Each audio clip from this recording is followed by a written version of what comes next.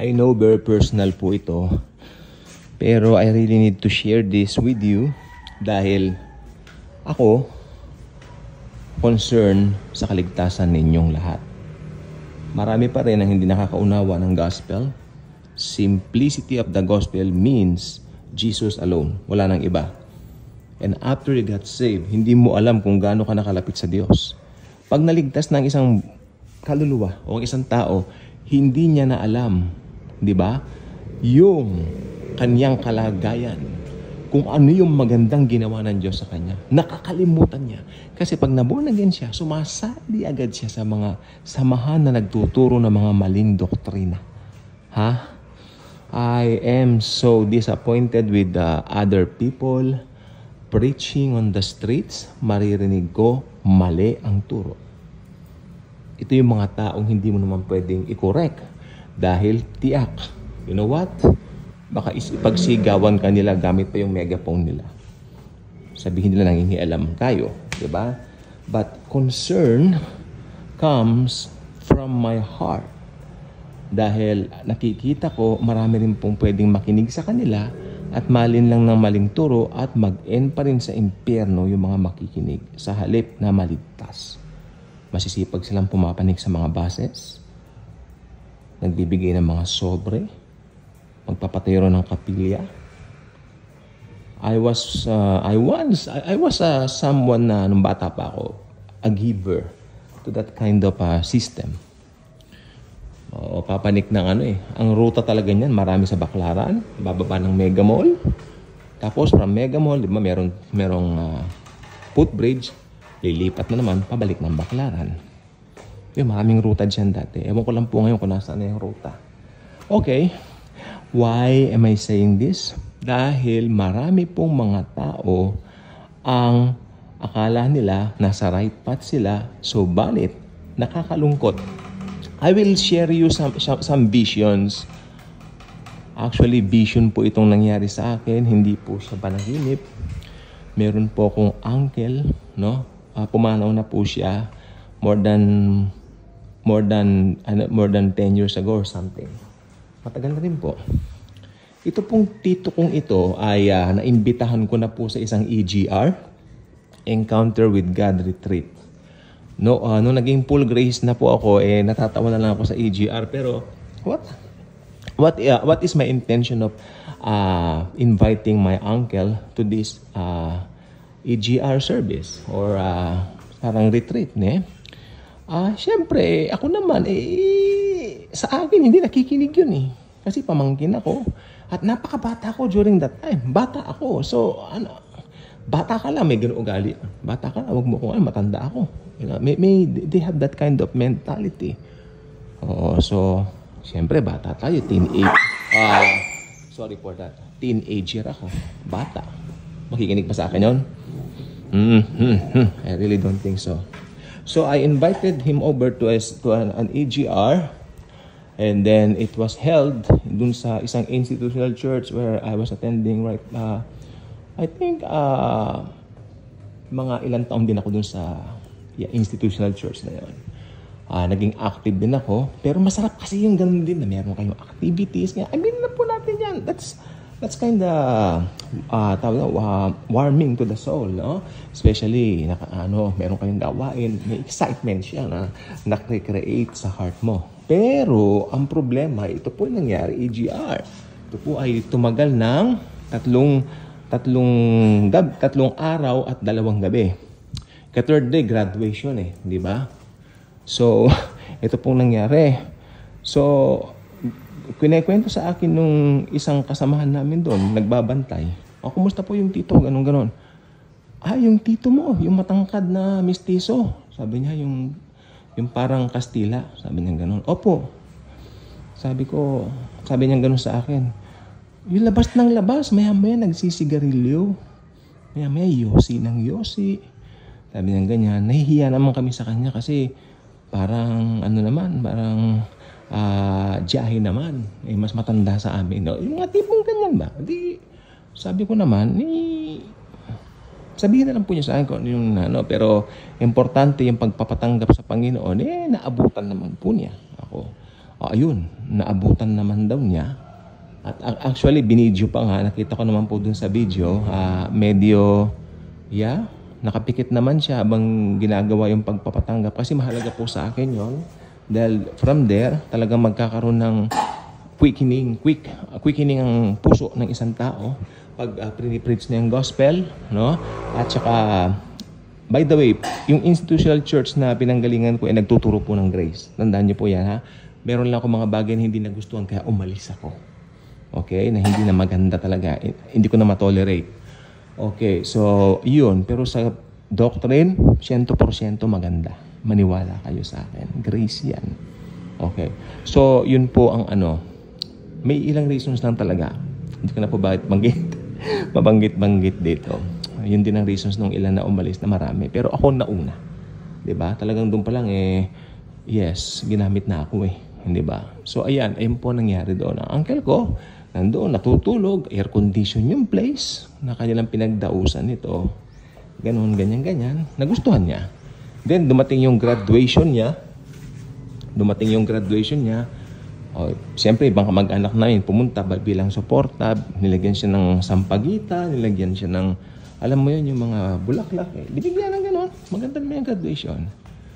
Pero nakita ko, parang nakukulangan ako doon sa kung ano yung naging stay niya roon. 2 days nga, 3 days and 2 nights. No? Nakukulangan ako kasi bilang bata pa noon naman na ng palataya, tumitingin talaga ako doon sa outer ng pagbabago. So, sabi ko naman, baka naman nataniman na siya, importante. Pero, ang nangyari is this. Pag-uwi po niya, di ba? Pag-uwi namin, kasi sinunduan namin siya. O yan na, bumanat na ako ng tanong. Ay, Uncle, congrats ulit. Ano ba yung pinaka-nagustuhan mo doon sa... Kasi hindi ko naman kasi nilinaw yung aking katanungan. Ang sabi ko lang, ano naman po yung pinaka-nagustuhan ninyo doon sa... retreat na ito na kung tawagin nga po namin ay EGR. Ay, masarap ang mga pagkain. Sabi niya, tsaka gusto ko yung air condition yung mahusay yung service ng air condition yung pinagtulugan namin. Mahusay kanya. Disiplinado kanya. Period. Yun ang sagot niya. You know what? Hindi na po ako nag-go further. Dahil sabi ko, itong uncle kong ito may ugali itong pag natatanong ko sa mga ayaw niyang ganong usapan. Until, ito na pong sasabihin ko po sa inyo. Ito po, vision siya. Hindi po siya yung tipong panaginip na ako'y natulog. Tapos, ako'y natulog. Tapos, hindi ba nananaginip tayo? It's not a dream. This is a vision. Vision. Yung vision, ito yung you are in daylight. You're doing something, whether you're in your workplace, ganyan. Nasa jeep ka, nasa bus ka. Sa kaso ko, nangyari ito sa bus. Pupunta ako ng mall. Hindi po ako natutulog, promise. And then, parang nakita ko bigla yung uncle ko. Buhay pa po siya dito, ha? Ganyan yung nasa litrato. Parang, parang pinipilit niyang makawala doon sa maapoy na place. Futuristic po yun. Kasi ngayon, Hades pa lang, di ba? Ano yun, kako? Nakita ko talaga. What is that? Buhay pa po siya doon. Siya ang nakita ko. Siya po nakita ko. Kasi yung ibang kapatid niya napatanggap ko. Umiyak pa nga yung ibang uncle ko tsaka auntie ko. Pero ito, parang, alam mo yun, pinipilit niya makawala dun sa maapoy na place na parang dagat. Pagkakita ka ng dagat, di ba?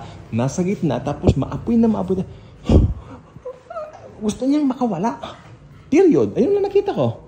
Ano yun? Ako.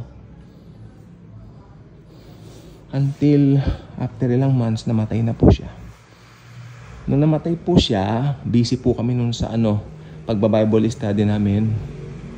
At binalita na lang po sa amin from the hospital that he left already. Gabing-gabi pa naman yun. Nangangilabot kaya po ako. Inaano ko yun. Paano yan? Then I consulted my former pastor. Pastor, ganito nangyari. Nagkaroon ako ng... Hindi ko sinabi sa pastor yung vision. Sorry. Hindi ko na sinabi kasi baka sabihin kinukondemn ko yung uncle ko eh. Diba? So, no. Ganito po nangyari. Pastor, namatay na po yung nag-EGR dito 2 years ago. Kung matatandaan mo yung tito ko. Ako. Ay, okay. Servicean natin. Nag-service pa. Masipag yung pastor na mabait naman siya. Actually, yung asawa niyang chismos ang dahilan ba't kami umalis. Ayun lang. Minarites ko pa. Wala. Talagang ganun. Wala eh. Yung mga anak niya, sabi nga nila mayabang daw. Ganun. Pero sa atin naman, forgiven na lahat yan. Okay? Pero yung pastor, may kayabangan pero mabait naman. Alam mo, sabi po niya sa akin, ganito lang. Napaka-safe ng sagot niya, nakulangan ako. Pastor, 2 nights and 3 days siya dito, 2 years ago. Yan ang schedule natin noon dito. Kanya. Palagay mo, ako sa pastor. Ganun ko kausapin eh. Palagay mo, ligtas yun. Ako. Yan ang matter. Tama naman siya dito pero nakukulangan ako sa sagot. Kulang sa akin. Yan ang matter na ang tanging nakakaalam ay si Lord lang. Period. Wala siyang mabilanggit. Sige, kanyang ganun sa akin at ipapahanda ko na yung mag-service tayo mamaya. Sabi niya, umalis na ako. Alam nyo ngayon, na-realize ko tama yung sagot niya. Only the Lord knows kung my uncle saved.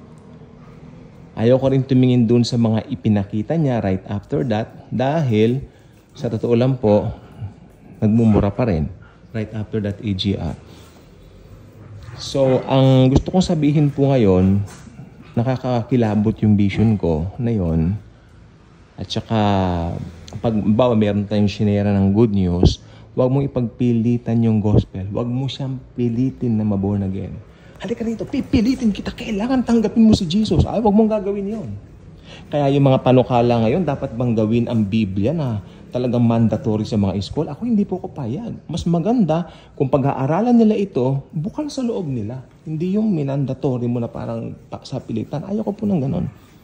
Hindi pinagpipilitan ang salita ng Diyos. Tandaan nyo, ito ay natatagpuan. At pag natagpuan ito, binasa ito, doon makikilala nila ang Panginoong Hesus. Hindi ako sigurado doon sa mandatory. You know what? Ang tawag dito, pag-present nito sa mga students or pupils. Dahil, parang gagawin mo lang siyang requirement.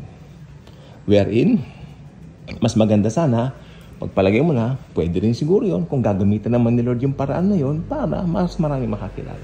Hindi ako sigurado ngayon. Doon. Iba pa rin talaga yung nag-i-evangelize tayo and to bring people to the Lord through the good news of the Lord Jesus Christ alone. So yan lang po, it's a vision na nakita ko. Ganito siya Ay, alam ko po Parang nagpupumiglas siya. Sigurado ako hindi ako natutulog. Gising ako, nasa bus ako.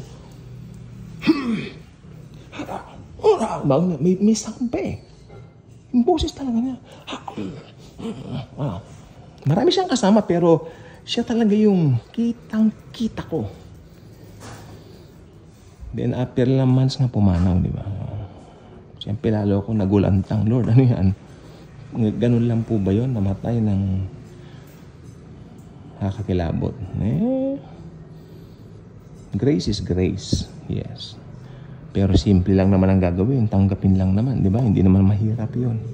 But for some people like my uncle, Madyongero, Sugarol, that's it. Daming asawa. Okay.